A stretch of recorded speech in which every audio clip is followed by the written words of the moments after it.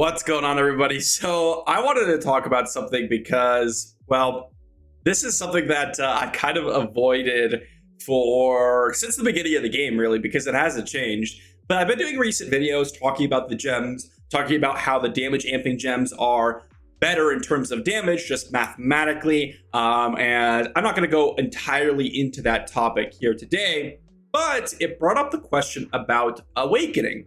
And this is something that I have completely avoided. Now, you'll notice here on my gear pieces, I only have one purple piece, one awakened piece, and that's because I initially had some rank 10 gems, but I eventually transitioned to go ahead and try to go for my 3000 residents, which I had to go for full 5-star gems after the fact. So I no longer have that gem, but I still have the awakened piece because once you purchase it, it costs about 10 bucks.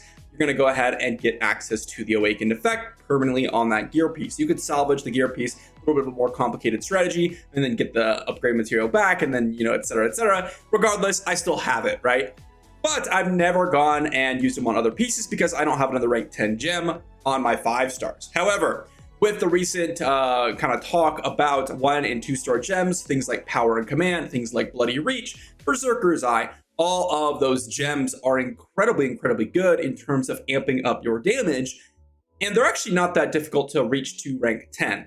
It is very doable, especially for those 1-stars, even for free to play. I've seen quite a few free to play players actually have, I think 2 to potentially a little bit more, depending on how lucky you get, of course, of your rank 10 1-star gems. So it's very possible. It's all about grinding, longevity of game, and of course a little bit of luck. But the problem is, this is why the title is what it is that it's a complete disgrace because you can't actually awaken any piece. You can't unless you pay money. And you know, this is one of the reasons why I haven't talked about it, because every other thing in the game is potentially free to play friendly, in terms of you can actually acquire it free to play.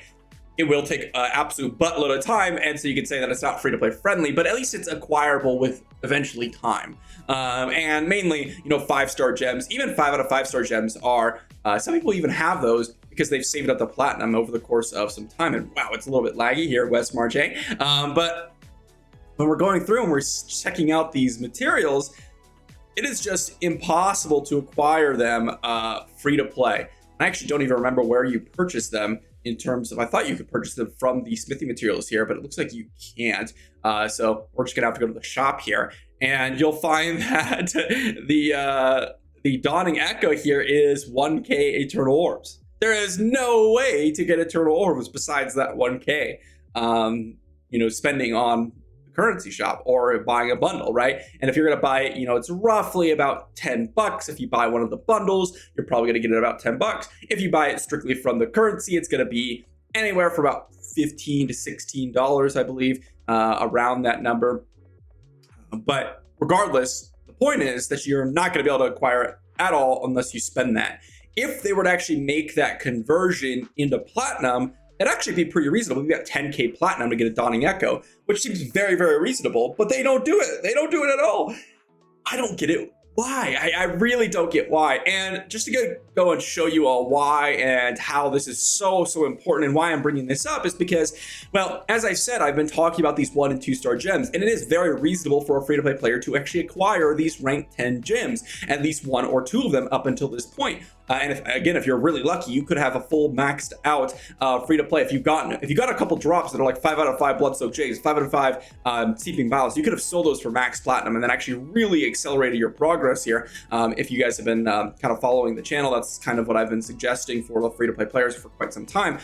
So if you guys have gotten lucky, you might even have 4 or 5 rank 10 1 or 2-star gems, not 5-star gems. That's not what I said, not at all, but 1 or 2-star gems. And this is a spreadsheet that myself, Chosen actually, and John ended up creating months and months ago. Back before the game even released, we made this spreadsheet. So we're missing quite a few legendary items, and we haven't updated since because they've changed so many different things. We ended up moving on to different projects, and we didn't think it was necessarily super important because, well, you can actually see it within the game. However, what you don't see is the awakened effect. And this is something that we've actually charted down here. And let's just go to Wizard here because I'm currently playing Wizard, so I'm personally interested in the Wizard Awakening effects. But we have all different classes on here. You know, we have the Monk, we have Demon Hunter, we have, I mean, it goes on and on and on because we have every single legendary effect for all the different classes. But, oh, just so happens Wizard was the one we couldn't find. Okay, perfect. But let me just swap back over. Let's go to Demon Hunter, actually, because I was previously just a Demon Hunter. But you'll find here, let's just look at some of the pieces that I would end up using, like Flame Spite. Look at that. Multi-shot cooldown is decreased by 10%. That is a massive, massive deal. That is a huge deal. What's another one? Here we go.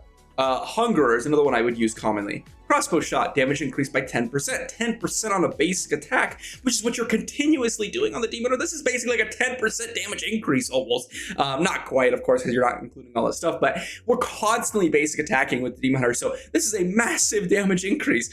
Going on here into the pants, we have Cough's Unrelenting Fury is another one that I would use, or, you know, potentially something else, but let's just look at that. 10% Vengeance cooldown reduction. We have Smokescreen cooldown reduction. That's another one that I would use. A couple of these that I would use are actually not in here. Or Hailfire, multi-shot cooldown decreased by another 10%.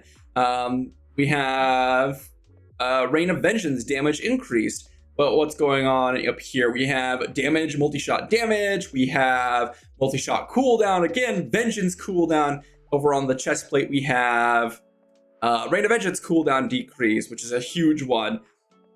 So many of these are like truly game changing. Now, there is a hidden mechanic which a lot of people don't access because they don't go for the Awakens.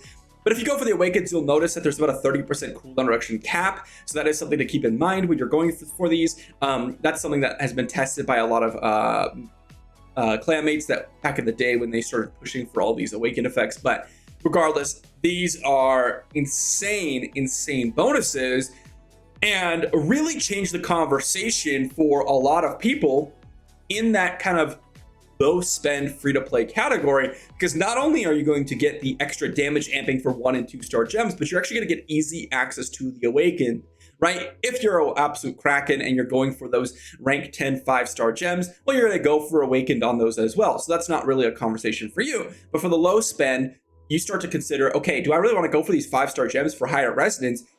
Instead, I'd rather go and max out my 1 and 2 star gems, not only for the damage amping, which we went over in the previous videos, but actually for the Awakened effect as well, because you can start amping up your damage cooldowns, reductions, insane amounts, but you can't do it at all because it's not free-to-play friendly. And I think that's a really annoying thing, because it really takes away a lot of the strategy from 1 and 2 star gems for early to low spend players. And I think that needs to change. I think this is the biggest thing that really needs to change here in terms of build variety. There's so many other things that I would love to point out, right, in terms of needing to change, like set items. I'd love to have that drop rate increase. I'd love to add more ways for free-to-play players to reasonably acquire resonance, you know, obviously.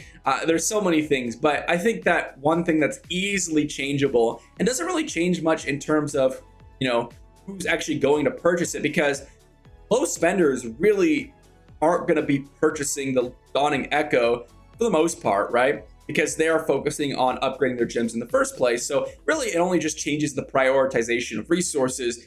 And I don't think it really changes that much for them. And so I really encourage Blizzard to go ahead and offer this for Platinum. Again, make it very shop, I guess, comparative, right? Compare the currency, right? If we're going for Platinum, it looks like 500 total orbs for 50k plat or 5k Platinum. Guess what?